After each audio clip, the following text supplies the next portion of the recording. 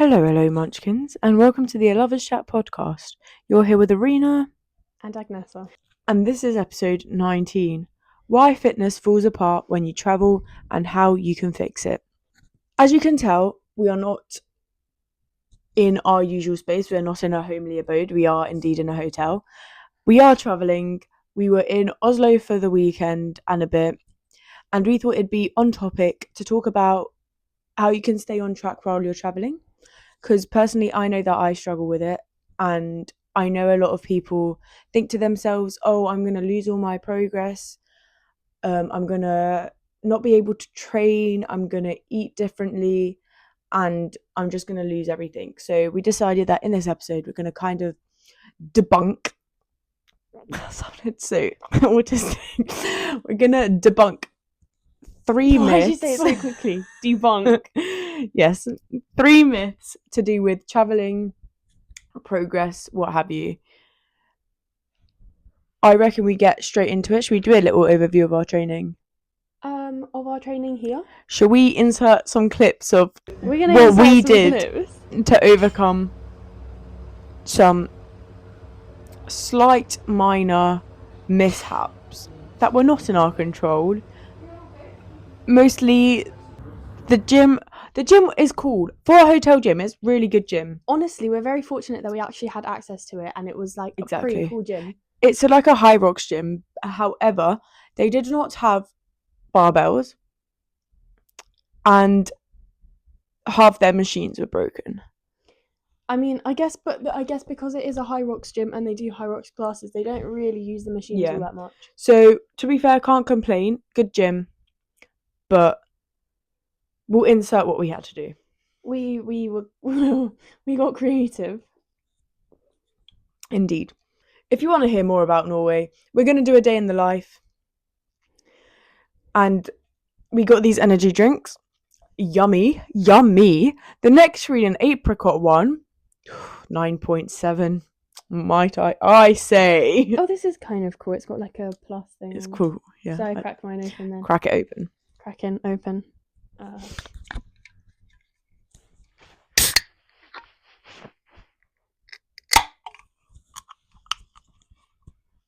Give us a taste. Ooh. That's really good. I prefer the nectarine one though. Nectarines are my favourite fruits. Kind of feel like I am drinking a battery, but like it's yummy. It's like raspberry, it's tangy. It is kind of pomegranate tea. Okay. So how this main section is structured is we've done some research for you guys as well. We're going to, one, state the myth that people tend to tell themselves, I say, is the best way to describe it. One myth that, like people kind of are quick to believe. That's a good way of saying it. We're going to move on to number 2, the obstacle that is in the way or that builds that myth to a reality. And number 3, how we can change that. And we've got a 3 for you. Don't know what's with the hand gestures to do. Maybe it's the fully charged. It's called fully charged, guys. Which is what we're going to be. I don't know why I add ad-libs like that. No, neither. Okay. Briefly, we'll just talk about some questions pertaining to us. What happens to us and our training when we travel from our experience? Oh, could I bring this back a few years? Yes. Okay, so back when I was training rhythmic gymnastics, I basically, when I travelled, did not break at all. Or even if I did, it would only be for like a few days. So wherever I did travel, I would always be doing like my stretching every day in the hotel room. Or like whether we were going abroad, we would find gyms to train in. Like there was basically no break, which in a way made sense because we were like, this was usually over summer, I would say. It was like off season during summer, but like if you came back having not trained all summer, you're back to square one basically. Like especially very with difficult to something recover. like flexibility. Yeah, with rhythmic gymnastics, like you must maintain your flexibility all the time. Also to avoid getting injuries, I think. So if I was to talk about this, say a few years back when I was still training, traveling was actually quite difficult, especially if I didn't have access to like a massive gym where I could train. I'd have to train outside in the summer months, or literally stretch, do like exercises in a hotel room. Yeah, like turns. Honestly, like In our grandma's apartment, we had to make the most out of it. Compared to now, I train mostly calisthenics, which is a lot easier to do kind of from the comfort of your home. But I guess it's not as essential for me to keep to that regime, which I like in a way, but I also kind of miss like having so much like dedication to it that I must do it every single day. But it's a lot easier. Also, now that I'm older, I am traveling a bit more, and I've forgotten the question because I'm just staring at the snow. What happens to us and training when we travel? Also, guys, it's snowing here. It's incredible. Although we walked alpacas yesterday and it was minus 20 degrees, and we were outside for all of it. I thought I was gonna get frostbite. Yeah. I thought I wasn't gonna make it back, but it was 100% worth it. Arena surprised me. She bought me an alpaca, Teddy, and I decided to name him Nicholas Ferdinand, because the alpaca I got was called Nicholas, and he was like massive and furry, and Arena got Ferdinand. Kind of looks like it. It's more like Nicholas. Nicholas was like majestic. He was Nicholas a pretty boy. Like his He was a pretty eyelashes. boy. Yeah. He was a bit self-care king. Oh yeah. He was a bit such a fake laugh. No, it was funny. Myth number 1. I'm going to lose all my progress if I travel. What are the obstacles? Debunk. Sorry, was that it at the end? Or like once we've done this? Oh yeah, like debunked. Debunked. Yeah.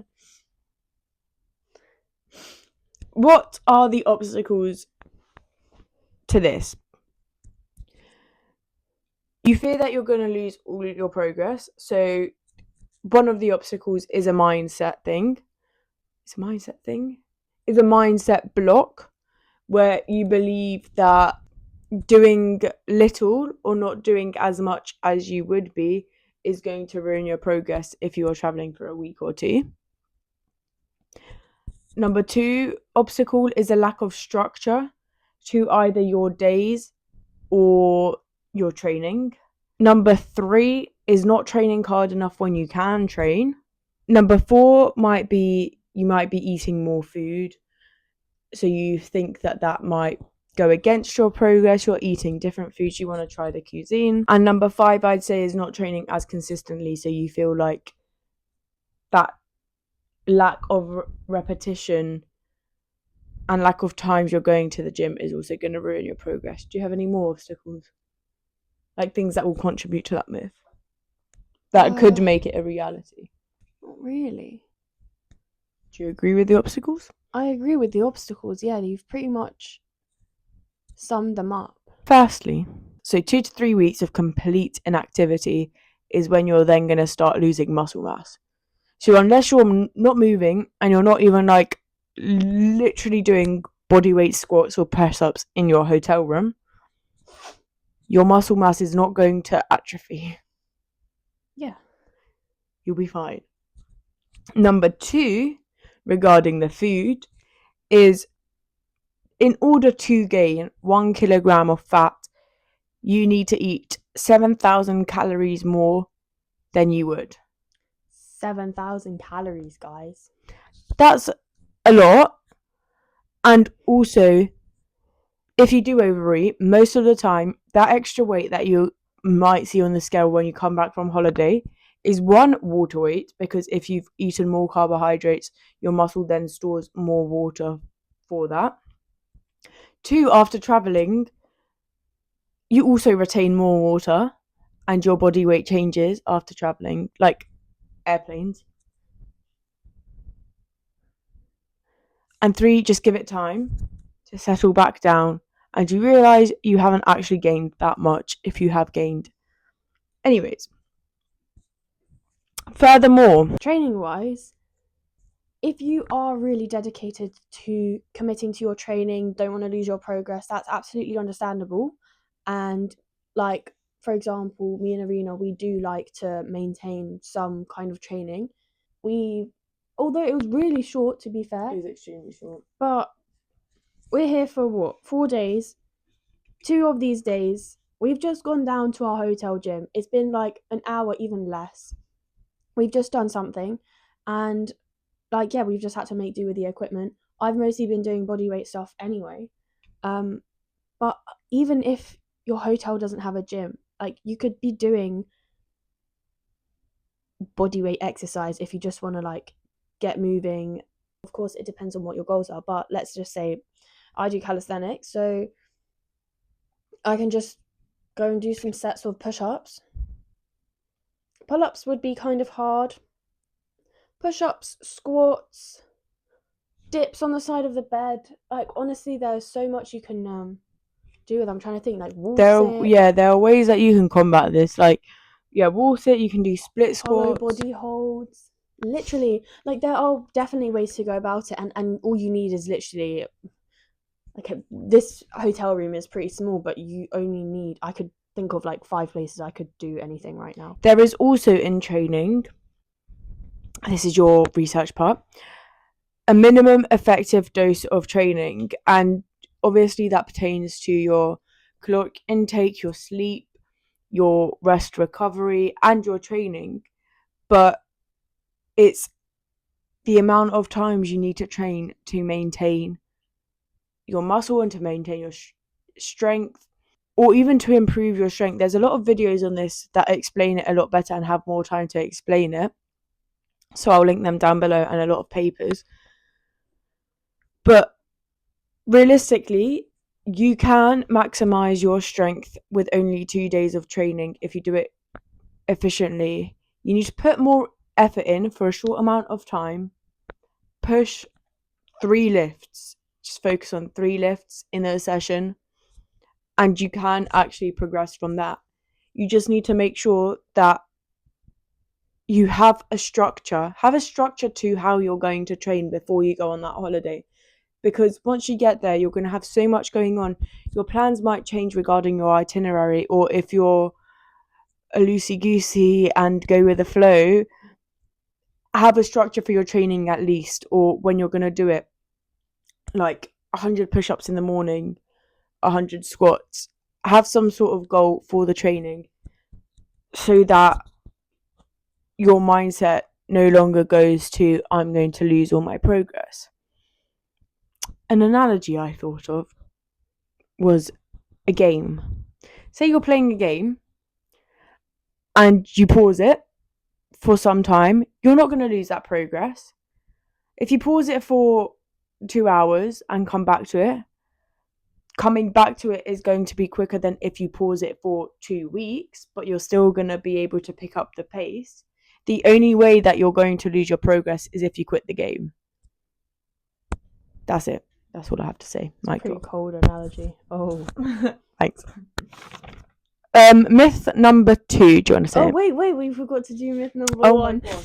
Debunked. Myth number 2. All or nothing. If I can't train every day, I'm not going to train at all. That's what you'd say if you're a silly goose. Because that's not true at all, is it? What are the obstacles to this myth? Yeah. Glad you asked. The main obstacles is not having enough time, which is a pretty valid reason, I would say. Especially when you're traveling and you actually want to see places. Yeah. Not having the resources, not having the energy. Facts.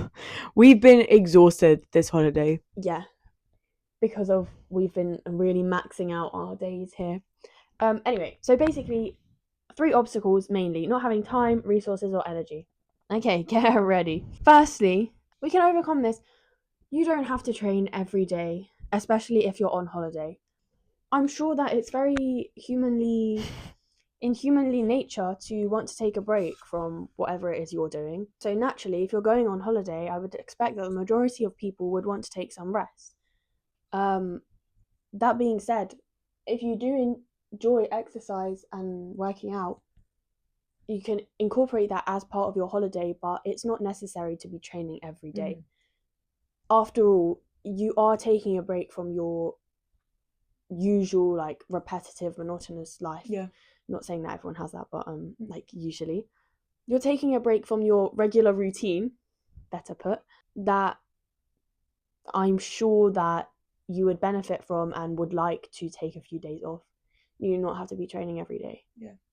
Also, with the all or nothing mentality, I think this is going around quite a lot, but there's the analogy where, okay, so say you don't train every day, are you really just going to stop training because you didn't train one day? It's like, if you spill something, are you going to pour it entirely out? No, that's stupid. So, equally, if you're only going to do 30 minutes, whereas you usually do an hour, 30 minutes, that's also, you can't also be like, I only have 30 minutes, so I'm not going to do it. Like, okay, you've got 30 minutes, that is miles better than just deciding not to do it anyway. A little bit is better than nothing. And with the all or nothing mindset, I get it, I understand it. But especially in ways that you can't really work around, make the most of the time that you do have. Wake up a bit earlier if you have to train every day, but there are different constraints. One way you can go about this is you can maybe create like a list of cool gyms that you want to see and make that into an activity in itself, and like exploring the city's gyms or different gyms. A lot of gyms nowadays have day passes, which is really helpful. So you can make that an activity, and you can bring, like, even if you're going on holiday with a non-gym goer, it's still quite cool for them to see. They can literally just do cardio, like, or bring them to the gym and teach them the gym. Yeah. Even better. Also, sometimes, like, they have like saunas and spas and stuff. Why wouldn't you do that? That's also like self-care. Go gym for a little bit and then go treat yourself to a sauna. And also, just because you're not training every day or training as you are, doesn't mean you're not moving your body in, like, anyway, in daily activities. For example, NEAT, which stands for non-exercise activity thermogenesis, which is, it's stuff like chores, standing, breathing, showering. Yeah, your essential daily habits.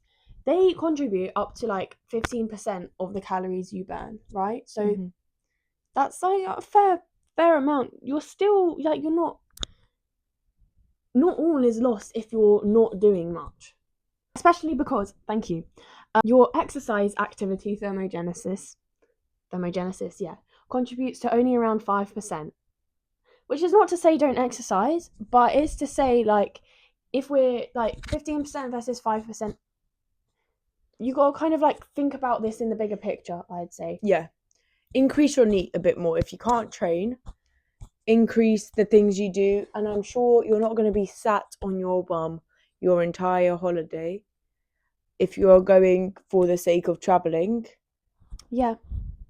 Like, we've been doing so much more walking than we'd usually ever do. Okay.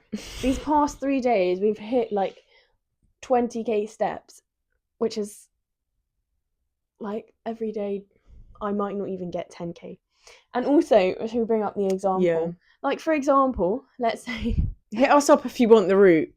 If you want a route, if you want travel advice, if you want to pack it in, if you only got a day to go to Paris, hit us up. We'll get you to all the spots, and you'll do 40k steps. I don't even know how long we had in Paris. It was like 8 hours and we did 40k steps. We saw all the sites. Like, yeah, we maybe didn't do it too much in depth, but we hit the main places. Honestly, like, I had the best day. it was very enjoyable as well. And another tip, actually, if you're traveling, the way you can save money and also increase your activity, walk. Don't take the buses. We walk everywhere unless it's like 2 hours out of our way or like to the airport. We will walk. We don't take buses or trains purely because you see all the sights, you see more of the city than you would on a bus. You kind of get to see like the nooks and crooks, and you also get your steps in and enjoy. Yeah, you get to see how people are and how they behave. It's kind of cool, and you get to feel like a villager. You just get to like see. I don't know. I feel like I can take it in more when I'm get to appreciate it. Yeah, when I'm walking, I like really be in the moment and like look around you at your surroundings, be like, isn't it crazy that I'm here? Yeah. Shall I do the last one? Myth number 2. Debunked. The myth is travel disrupts established habits. What are the obstacles? The obstacles can be, this one's a bit of a tricky one, I feel like. A lack of routine or a lack of established pre-gym routine. A lack of planning, in my opinion, and like lack of preparation. And also, actually, even a lack of understanding of how to go about it, if that makes sense. Do you have any more? Because I feel like this is a bit of a fiddly one. I guess it's just like, if you're somewhere new, you're inevitably going to have changes that you can't really change. Lack of control. Lack of control. Yeah. I like that. That's basically what I was going to say. So, research shows, for those of you who don't know, I'm sure a lot of you do, but habits are developed through repeated experiences of activities in stable contexts. So, a lot of the times, habits might be disrupted because you're not in a familiar environment, or it's not familiar to you and it's not stable. So, say you are in a hotel room, maybe you forget to read because your brain's still adjusting to that new environment, and the habits that you have in place at home don't translate because it's already been disrupted. Your routine has already been disrupted by being in a new place. Yeah. And not only that, like your environment can constantly be changing, whether you're like moving from place to place, like it will be changing all the time. And every time you move or whatever, it will be different. It's kind of inevitable. To combat this, research shows that flexible habits are more sustainable in the long term than more rigid habits. For example, the way you can look at this is, rather than having a pre-gym routine that is based in your home, it could be based on little rituals you do beforehand. Putting on a gym playlist or putting on a gym outfit, having specific socks that you put on, doing your hair a specific way, like little tweaks that aren't difficult to carry over into different environments to prepare yourself for the gym can help get your mind switched on and ready to go. Making sure that you've prepared for that habit to be as easy as possible. For example, with supplements, you can get those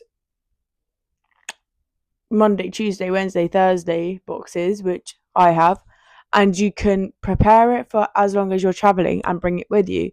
And that way, that makes taking supplements a lot easier, and that's a small habit that you can fix. Another way is, say you write your gratitude.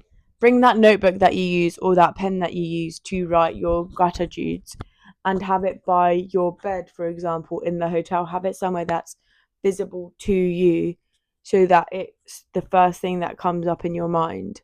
So make little tweaks and pack things that are going to help it make it easier for you to then create those habits in an uncertain environment. So create certainty within uncertainty, basically. Yeah. And you're like setting yourself up for your good habits that you've already got and would like to continue. And I think if you're happy with those habits that you are doing on a daily basis, absolutely you should incorporate them into traveling if you would like to. No, setting yourself up to incorporate those already established habits you have into a new environment. So making them flexible. Yeah. And kind of detaching them from the environment itself, and more so things that you can do that are portable habits. Oh, I like that. New concept idea. Creating habits, for example, like pre-gym rituals that don't depend on your home environment, that don't depend on you. I don't even know what it could be that you have, like pre-gym, like driving to the gym and stuff, like playing music in your car. Maybe play music in your ears before you get in that car to get to the gym, if that makes sense. Yeah. So taking your pre-workout like at the gym rather than in your car can make it easier to then carry over into places that you're not aware of, into places where you might not have your car. So making your habits portable and malleable to your environment. I reckon we should do a this or that. I'm actually crashing so much. Yeah. So that was myth 3. Debunked. I feel so weird doing that anyway. I thought it'd be Anyways, funny, we've got a little this or that just to conclude the section. Should I read them? Yeah. This or that. Fire questions for Arena. And I'll answer them myself. Hotel gym or body weight in room? Hotel gym, because you can incorporate body weight there, but you can also see the weights that they have.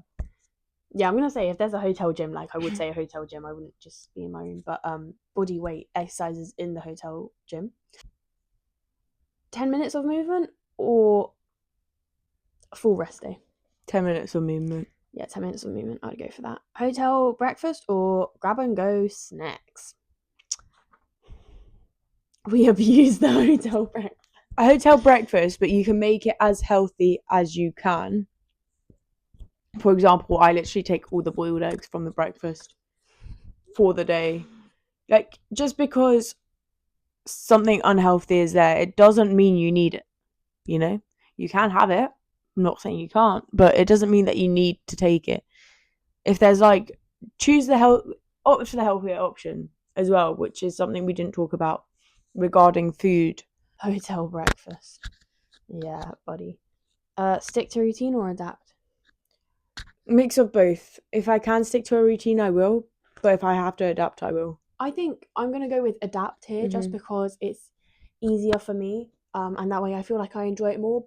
But equally, that doesn't mean that I don't stick to my routine or establish or like incorporate my habits that I get my portable habits and establish them by adapting them into a new routine. Okay. Yeah? Did you answer that one? Yeah. Carry on only or overpack? Carry on only. We're gonna like master traveling, I reckon. Yeah. I think I don't pack enough. Oh no, I think I always overpack. No matter how light I try to pack, I always bring stuff I don't need or could definitely live without for a few days. But carry on only, because then it's like, I don't know, I feel like I get a sense of freedom. Like I just have my bag and I'm just like traveling the world. I feel like it's quite fun. Window seat or aisle? Window, yeah. Get to see outside. Like, yeah, there's nothing. I feel like window seat's the best. And city or nature? Nature. Although a mix of both, because I get quite bored. Like I'd need stuff to do in the nature, like hikes and stuff, and like going to different places. It's not like a sedentary nature. A city with nature? Not even. Like I'd pick the mountains. But do you know what it is? I think because we live in a city already, we like what we want is a change from the city. We want nature. We want to be in nature. So I'd be perfectly fine just being in nature, and that would be a great holiday. Yeah. I think I find myself more relaxed in nature, so I would assume holiday, relaxing, nature, basically. Okay. Nature, animals. Yeah. Okay. Well, thank you so much for listening. We hope that was helpful in some way. And yeah, we'll see you next week. Bye, Munchkins.